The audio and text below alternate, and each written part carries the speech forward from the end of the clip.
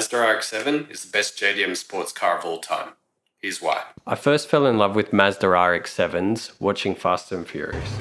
Dominic Toretto's red RX-7 is hands down my favourite car of the entire franchise. The body kit is amazing, fast, impeccable, the car to beat.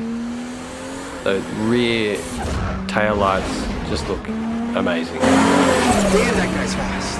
It is a great looking car. I wanted to learn more. There are some very unique things about RX-7s. RX-7s have rotary engines.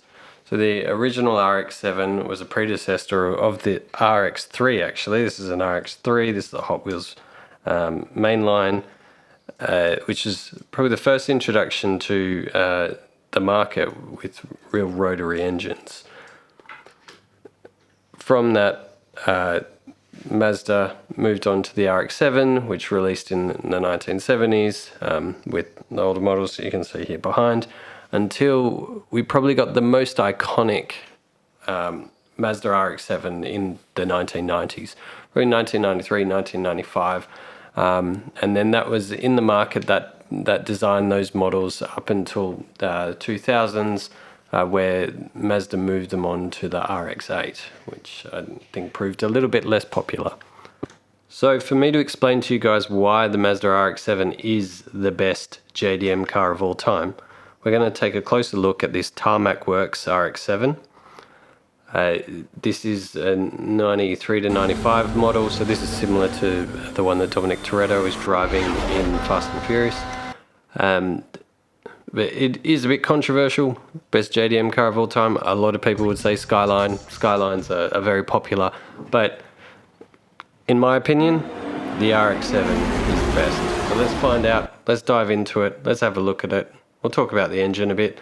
And I think that's where we sort of end up, and we see how this car is a better car. Certainly a much better car, like a rarer car for the engine. The rotary engines, there are many cars that go around with a rotary engine. Most of them more straight V6s, V8s, four-cylinder engines, that sort of thing. But the rotary was just something else. In the 1970s, the rotary engine in the original RX-7s, that was putting out 100 horsepower. But then I think when we got to this sort of year model, in the 90s, we're getting around 250 horsepower. 255 is where it was sort of maxing out from stock. And then obviously this is a great car for tuning. So tuning in the sense of putting body kits on them, as we know from watching Fast and Furious. And then also in getting the extra performance out of the engine. And then just having a look at the detail of this casting, there we go. We can see it. Like, this is such a great shaped car. Like, the look of it is just amazing. Like, even this rear spoiler on the back, that excessive height, that just looks incredible.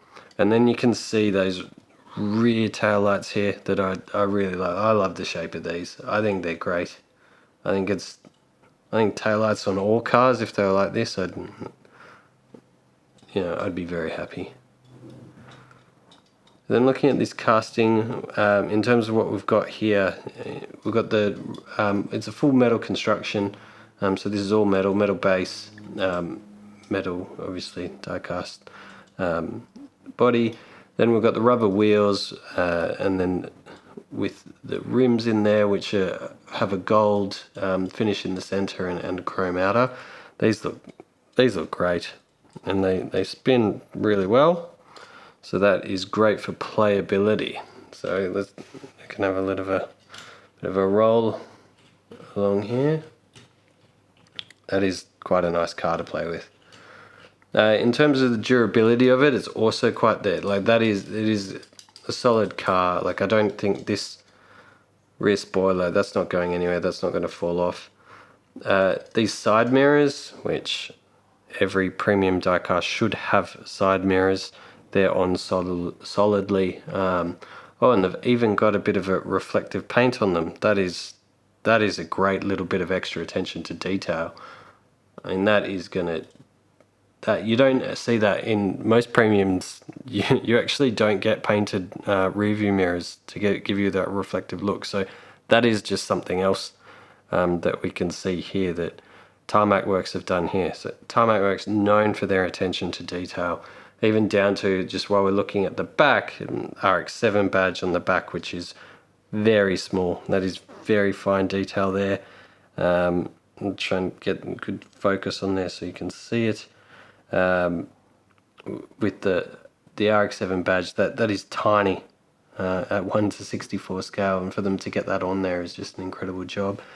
The chrome exhaust, that looks incredible just coming off the back there. And then, as I've mentioned before, this is inserted dark black perspex rear tail light with a slight red tinge to it, so you can see where the brakes would be, and that is in there. That's been put in there quite well. The craftsmanship on this casting is amazing. I'm actually blown away. It's probably the best I've seen from Tarmac Works, actually, in terms of the craftsmanship. Then at the front, we've got the pop-up headlights. So the pop-up headlights on this are obviously fixed, but then there's also inserted perspex, other parking lights that are there down the front that you can see. In terms of the color's a bluey purple. That would actually look quite good. I think with the wheel selection, that actually looks quite nice. And they'd have like quite a nice little stance on the road there. So here in our JDM parking lot, guys, I've got the evolution of the RX-7 for you that you can see. So the RX-3, which I mentioned before from Hot Wheels, this is a Hot Wheels mainline casting for you to see. This car is probably responsible for bringing rotary engines to a broader audience. They were very select and few and far between, and they still are today. But from the RX-3, we're able to evolve into the RX-7. I've also got an MX-5 here with the Miata, which is part of the family, but it's not an RX. Obviously, the R meaning rotary.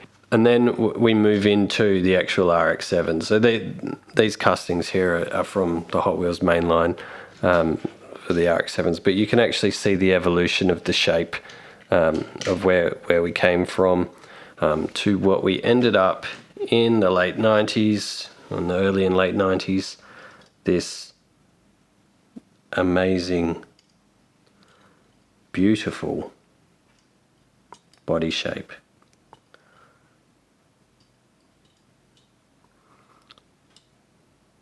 It is just something else. And the reason why this looks so much better, so much meaner, so much prettier on the road than a Skyline.